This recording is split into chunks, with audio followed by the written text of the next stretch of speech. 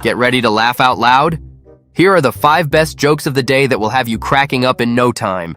Once upon a time, there was a queen named Queen Isabella. She wasn't just beautiful, she had a body that could start wars. And to be blunt, her breasts were very beautiful. You couldn't not notice them. Every man in the kingdom was obsessed, especially Bill, a lowly guard. He wasn't just admiring from afar, he was obsessed. He wanted her so badly, but there was one rule in the kingdom. Touch the queen, and you're dead. Simple as that. But Bill didn't care. He was desperate, so he went to his buddy Steve, who happened to be the king's top advisor, for help. Steve, being the schemer he was, saw an opportunity. He said, "I can help you get what you want, Bill. It's gonna cost you 1,000 gold coins." Blinded by lust, Bill immediately agreed. Steve came up with a twisted plan. One day, while the queen was taking her bath, Steve snuck into her chambers and dumped itching powder all over her bathrobe. The moment she put it on, she started scratching like crazy. She was itching everywhere, especially, well, you can imagine. The queen was freaking out, so the king called Steve to help find a cure. Steve, pretending to be serious, said, "Your Majesty, there's only one cure for this kind of itch, and it's very rare. The only thing that can stop it is the saliva of a man with a specific genetic trait." The king, confused but desperate to help his wife, asked, "Who is this man?" Steve smirked. "It's Bill." Without wasting any time, the king summoned Bill to the royal chambers.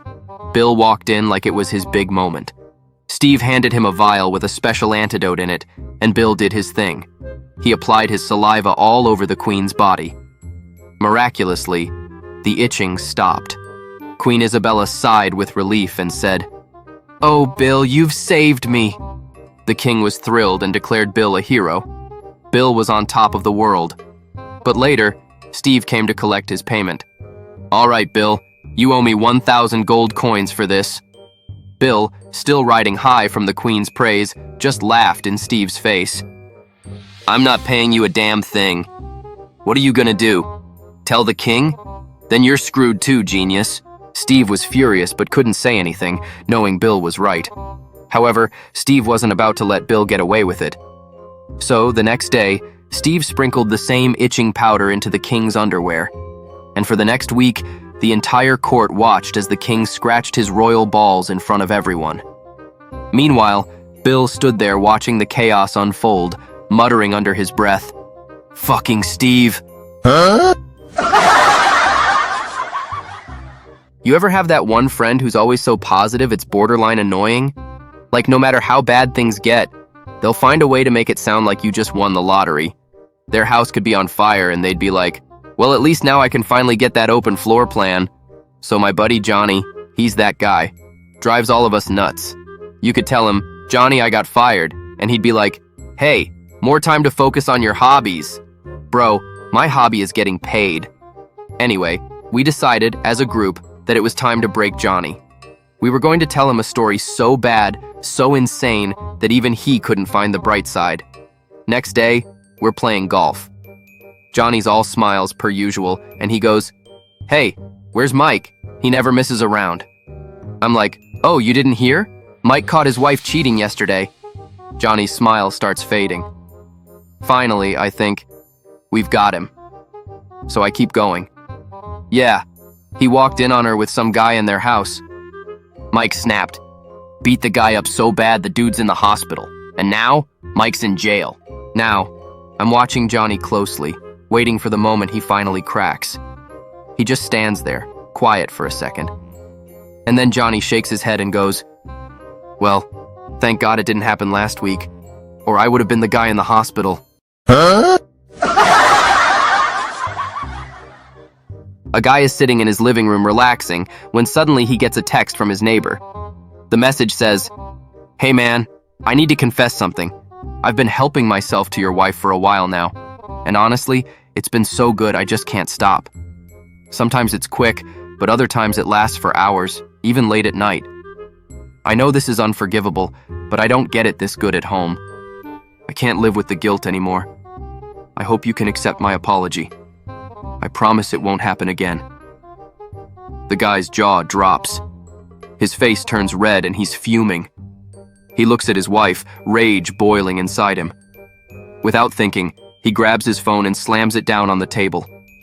Then, he goes on a rampage, throwing dishes, kicking over chairs, yelling at his wife like she's the devil in disguise.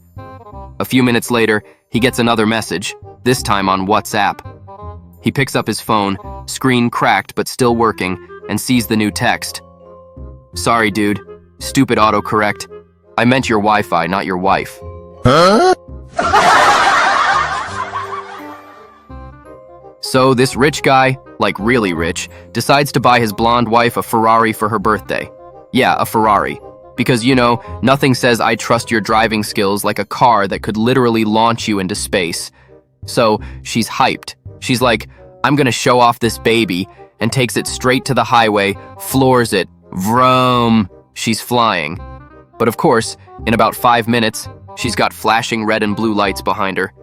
Now she's like, ugh, cops already? Really? So she pulls over, and 2 officers step out.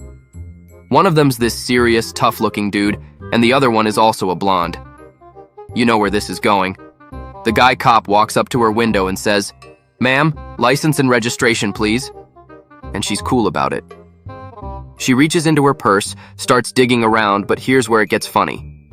She's looking for her license, and suddenly she freezes like, wait, what does it even look like? The cop's like, it's a small card with your picture on it. So she goes, got it, and keeps digging. And then she pulls out a compact mirror, looks at herself for a second, and hands it to the cop like, here you go. Now the cop's trying to hold it together. He looks at the mirror, sees her reflection, and starts cracking up. He's like, all right, this is too good not to share.